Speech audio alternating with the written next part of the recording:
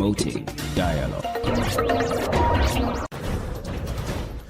It's 6 p.m. in Dakar and Accra, 7 p.m. in Lagos. Good evening and thank you for staying tuned to West Africa Democracy Radio, broadcasting on 94.9 FM and online at wadr.org. Welcome to Newslink. First, the headline stories.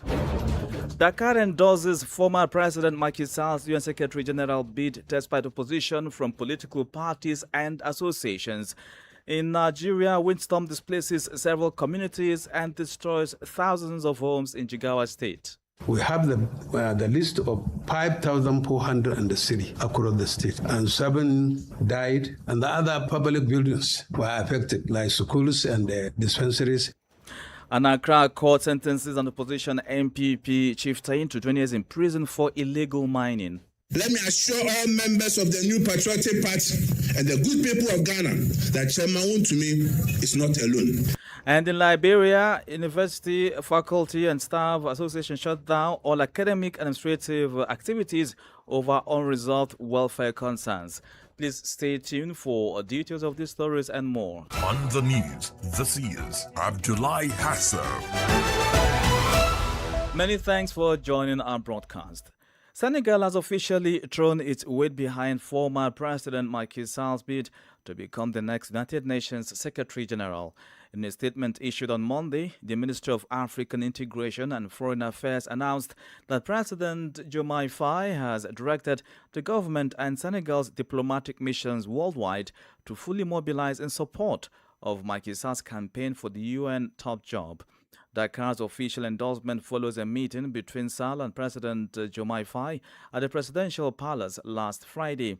During the meeting, the former leader formally presented his candidacy and outlined his campaign to succeed Antonio Guterres, whose term ends in December 2026. As a reminder, Macky Sall is among 6 candidates for the UN position. His ambition is, however, contested by opposition and civil society groups back home for the 2021 to 2024 deadly political violence that claimed several lives. Meanwhile, as President Bassirou Diomaye Faye begins his tenure at the helm of ECOWAS, regional analysts say he has a unique opportunity to drive reforms and restore confidence in the bloc and shape its future. But with just 1 year in office and mounting challenges ranging from insecurity and political divisions to economic pressures and the fallout from the withdrawal of Mali, Burkina Faso and Niger, the question remains, how much can he realistically achieve? Christopher Ticho tells us. Bassirou Diomaye Faye assumes the ECOWAS chairmanship, inheriting a regional organization facing multiple crises. At the top is security. Across the Sahel, armed groups linked to Al-Qaeda and the Islamic State continue to expand their operations, attacking communities and military positions. The insecurity has spread beyond the Sahel, raising concerns in coastal cities. But security is not Diomaye Faye's only challenge. ECOWAS is also dealing with one of its deepest political crises after Mali, Burkina Faso and Niger left the organization to form the Alliance of the Sahel States. Beyond security, politics and overseeing elections in Cape Verde, the Gambia and Guinea-Bissau, President Faye is expected to focus on economic integration. With a population of more than 400 million people, West Africa has enormous economic potential, but trade between member states remain limited due to poor infrastructure, border restrictions, and regulatory barriers. His success will depend on his ability to rebuild confidence in ECOWAS, bridge political divisions, and transform regional commitments into practical solutions for citizens. However, President Faye's regional responsibilities come alongside domestic challenges in Senegal, as expectations remain high, particularly among young Senegalese facing unemployment and rising living costs. The ECOWAS chairmanship is therefore not only a test for Bassirou Diomaye Faye, but also a test for the future of the regional bloc. Many thanks, Christopher Ticho, for those analyses. Now, moving to Côte d'Ivoire, the opposition PPACI has launched what it calls a parliamentary observatory. The new branch of the political party is part of the restructuring efforts, which also include its youth and women's wings. The party led by former President Laurent Gbagbo also unveiled its social pact. But according to the opposition, the observatory will monitor, analyze and assess legislation passed by the National Assembly to keep the public informed about parliamentary decisions. Augustine Colley completes the story. The opposition PPACR party says its newly created Legislative Observatory will monitor bills and draft laws examined by Parliament, produce simplified analysis for the public, and assess their economic and social impact. The initiative is already drawing mixed reactions.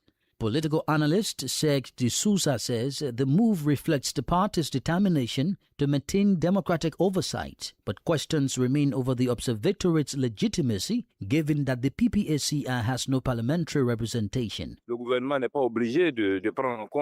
government is under no obligation to adopt the recommendations made by this observatory. That's why I believe its creation mainly reflects the PPACI's regrets over what have proved to be counterproductive decisions.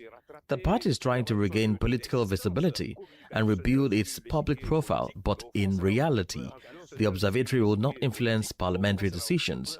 As an observer, I think the PPACI now recognizes the failure of its earlier strategy and is attempting to make up for it. Despite those concerns, de Souza believes the observatory could become an important political tool, enabling the party to scrutinize legislation, publicly state its position on laws passed by Parliament, and contribute to democratic debate. On the other hand, it is a positive initiative to have a more critical and sustained review of the work of Côte d'Ivoire's Parliament.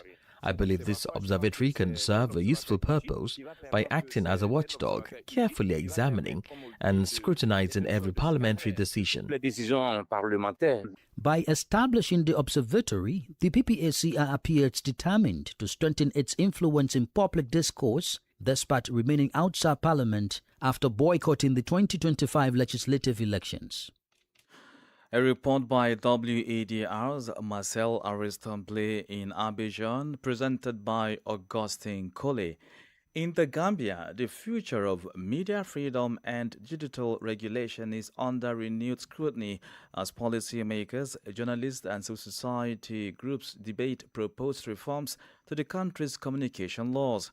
At the center of a dialogue organized by Gambia participants raised concerns over press freedom, privacy rights and the need to balance regulation with fundamental freedoms. From Banjul, Rose Samara Cates reports. Organized by the Gambia Participates, the dialogue provided a platform for participants to share perspectives on some of the most contentious areas of the proposed legislation, including digital surveillance, false publication, social media regulations, and the responsibilities of journalists in the digital age. Ansumana Cisse, Gambia Participates Programs Officer, highlights the importance of this dialogue. We understand that there is a communication bill before the National Assembly committees that we want the media stakeholders, GPU, to actually have a discussion, but not only influence their decision, is to put them into perspective the realities of the media landscape, so that when they are contemplating or when they are debating on this media communication bill, they can put those perspectives into the discussion. A major focus of the dialogue was the proposed communication bill, which seeks to provide a modern framework for regulating the communication sector. While stakeholders acknowledge the importance of regulation, they emphasize that any new law must strike a balance between oversight and protecting the fundamental freedom. Misinformation and disinformation also featured in discussions, with stakeholders warning of the growing risk posed by digital platforms. A National Assembly member called for a stronger media literacy, public awareness, and ethical journalism to tackle the spread of false information. You see, I think as much as we want media freedom and expression, those who are also pursuing for journalism, it is incumbent upon them absolutely to also publish something that is very accurate. As the dialogue concluded, participants called for continued engagement on media reform and urged policymakers to consider the views raised during the discussions as the proposed communication bill moves forward. A report filed in by Rose Samara Cates in Banjul. More stories coming up. on West Africa Democracy Radio. Newslink continues. Many thanks for staying with us. As a reminder, WADR is live online at wadr.org and on YouTube and Facebook at WADR. In Nigeria, hundreds of families in Jigawa State northwest are still reeling from the aftermath of a powerful windstorm that ripped through more than 120 communities. The disaster destroyed thousands of homes and damaged key public infrastructure, including schools and health centers. As emergency relief efforts continue, authorities are now turning their focus to restoring essential services and supporting affected communities on the road to recovery. From Abuja, Etienne Sasitu reports.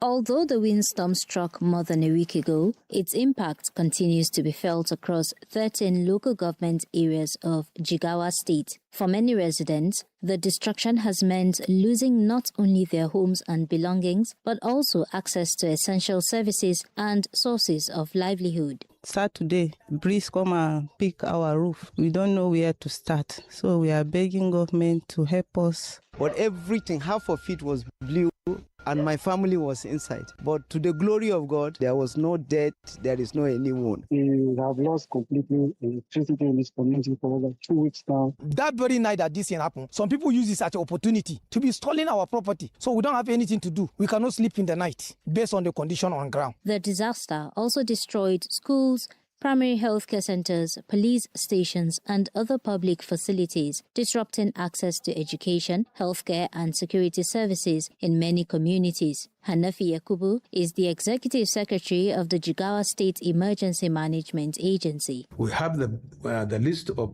5,400 in the city across the state, and 7 died, and the other public buildings were affected, like schools and dispensaries. Even the police station, we have 2 or 3 of it here. Yakubu says assessment teams are still evaluating the full extent of the damage to ensure affected communities receive the assistance they need. Under the preparedness, thinking or predicting the disaster will come, like this issue of windstorm, flood.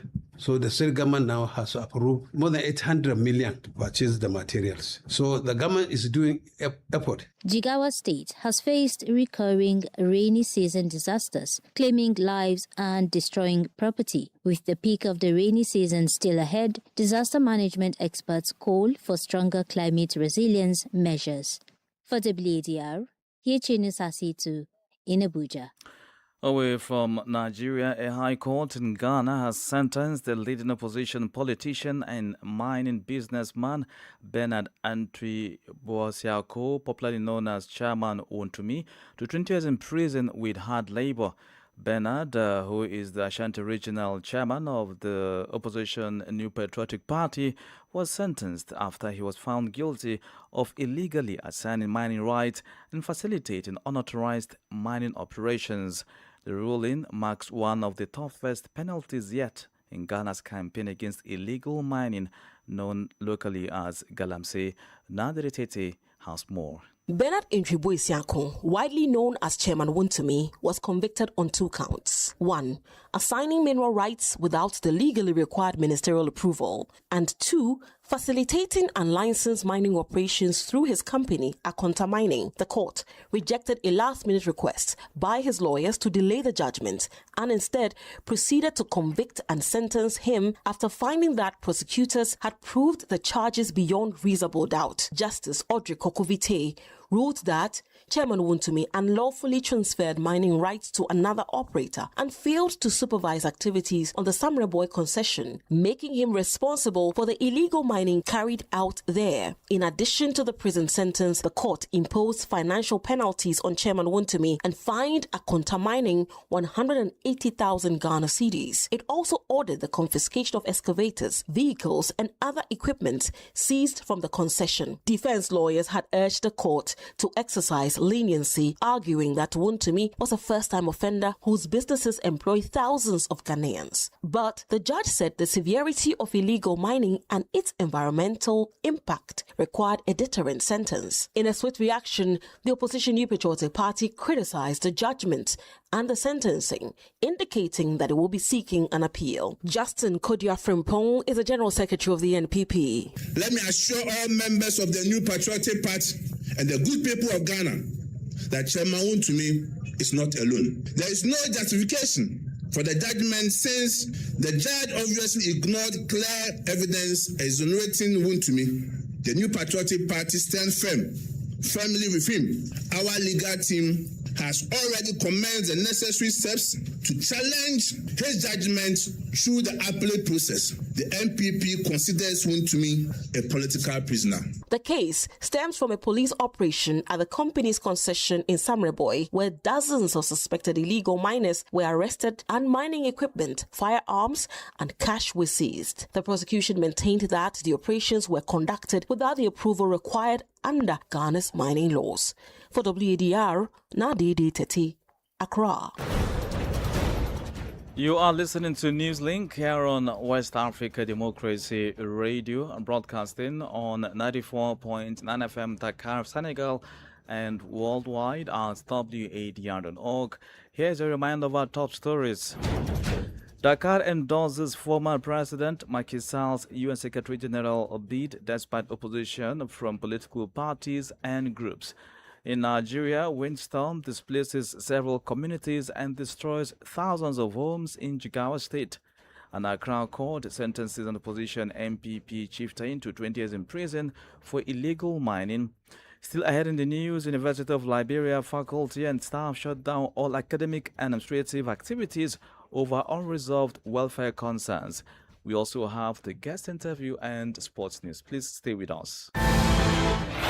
Connecting Ghana to West Africa. This is Nadidi Tete in Accra, and you're listening to WADR 94.9 FM, Dakar. The University of Liberia is at a standstill after faculty and staff declared an indefinite shutdown of all academic and administrative activities over unresolved welfare concerns. The decision was taken during a joint General Assembly of the University Faculty Association and the Staff Association over the weekend.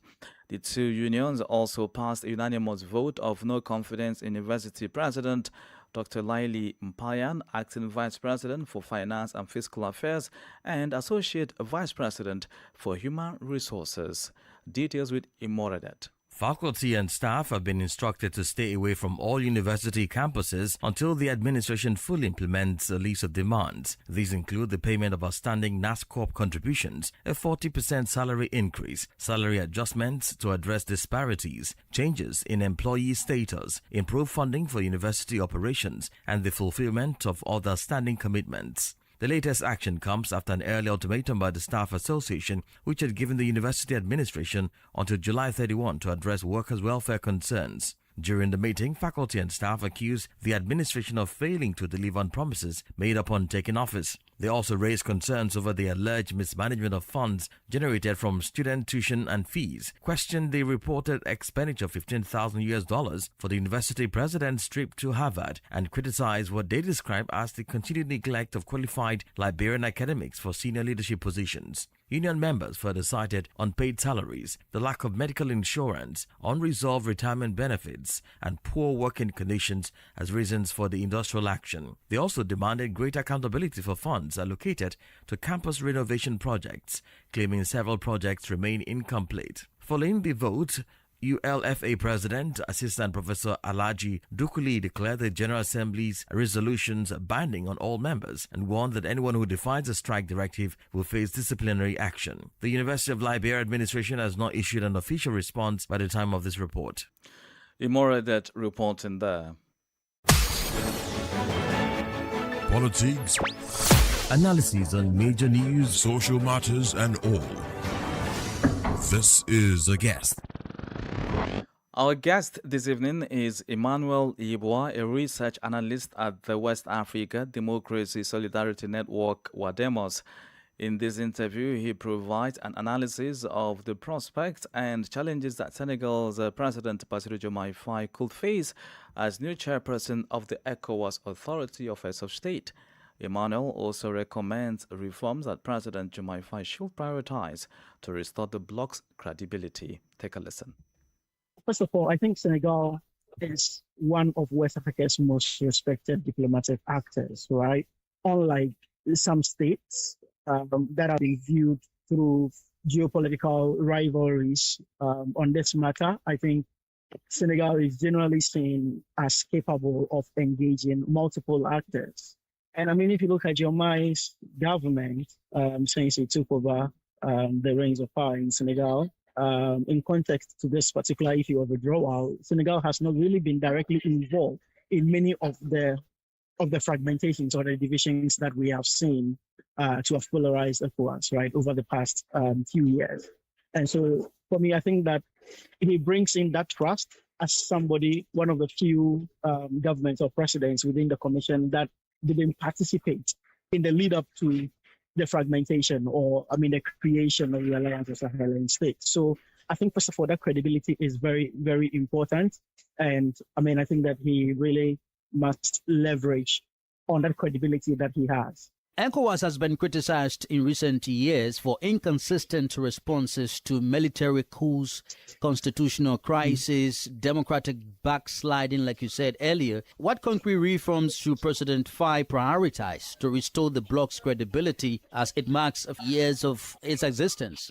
Well, I mean, I think his first responsibility must be re-engagement with the AES countries, right? We cannot afford to have silence on this particular matter.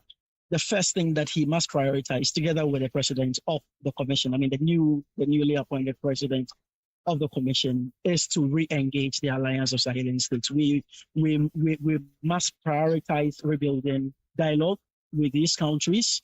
I mean, there are issues to be discussed with on trade, mobility, security coordination, counterterrorism interest, and all of that.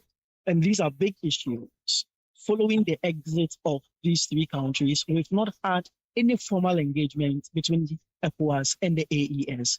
And I think the second priority for me is to restore confidence in ECOWAS. As you rightly said, citizens are disenchanted with the outcomes of ECOWAS because of the double standards that we have seen over the past years, rebuking some coups. But then when it comes to some others, like extension of terms, manipulation of elections to go for term and all of those things, we've seen silence from ECOWAS. We've seen silence from ECOWAS when it comes to, what happened in Togo, right? Which was a constitutional coup. But ECOWAS, again, was silent on this matter. And all of these issues comes to affect the credibility of the region. President Diomaye Faye is also navigating significant political and economic challenges in his own home country, Senegal. How might his domestic pressure affect his ability to provide effective regional leadership, particularly on security and democratic governance in the region? That's a very important question because, first of all, he has to leverage all of this, but also think about the regional challenges. And I think one of the things that he can do, and I know that, he has already done a few weeks ago by the appointment of the president of ECOWAS, right? So I think that division of labor is very important. And for him as the chairperson of ECOWAS, really his role, of course, is symbolic, but the administrative role, the operational role, I think should be taken over by the president of the commission. And thankfully, this person is a Senegalese. But he has to navigate all of these domestic pressures, but as well think regionally as well. Emmanuel Yeboah, a research analyst at the West Africa Democracy Solidarity Network, WADEMOS. All right, talking sports, we begin with basketball as Rwanda's Tigers Basketball Club have been crowned champions of the Basketball Africa League after edging Angola's Petro de Luanda 90 points to 88 in the thrilling final at the Kigali Arena. The victory marks a historic milestone as the Tigers become the first Rwandan team to win the Basketball Africa League title since the competition was launched. The triumph was even more remarkable because it came in the club's debut appearance in the tournament. Fans witnessed a fast-paced and closely contested final, with both teams trading baskets throughout the game.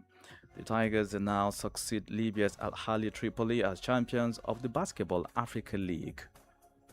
Looking back at the just-ended FIFA World Cup 2026, the tournament delivered unforgettable moments with record-breaking performances, historic firsts, and major controversies dominating headlines. France's Kylian Mbappé stole the spotlight, becoming the tournament's all-time leading scorer with 22 World Cup goals, surpassing Lionel Messi.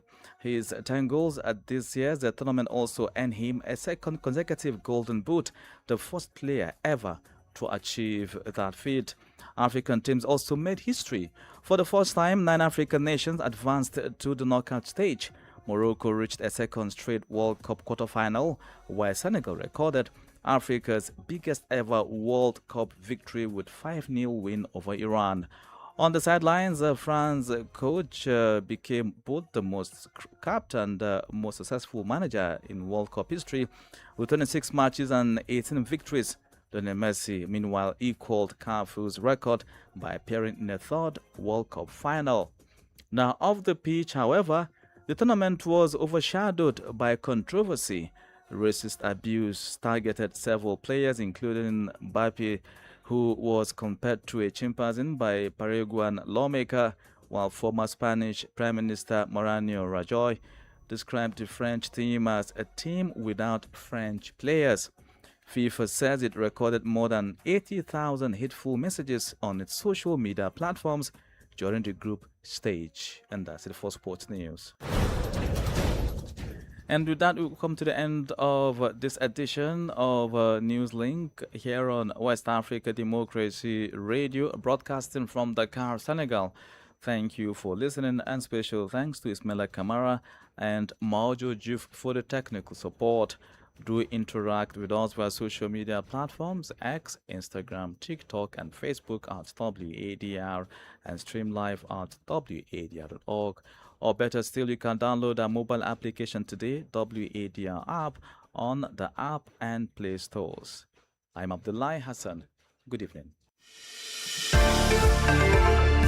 We thank you for listening to Newslink in Nigeria on Love FM Abuja and Darling FM Owerri. In the Gambia on Hot FM Banjul, Hilltop FM and Veritas Radio in Serekunda. Thank you for listening on Alternative Youth Radio Lofa County, Liberia, Radio Kegaman in Nimba County, and DCN Radio Riverses County. A big thank you to Radio Baft FM in Sierra Leone for listening, and in Ghana we thank Radio Pad in Damango and Royals FM in Wenchi. Thank you all for listening to Newslink.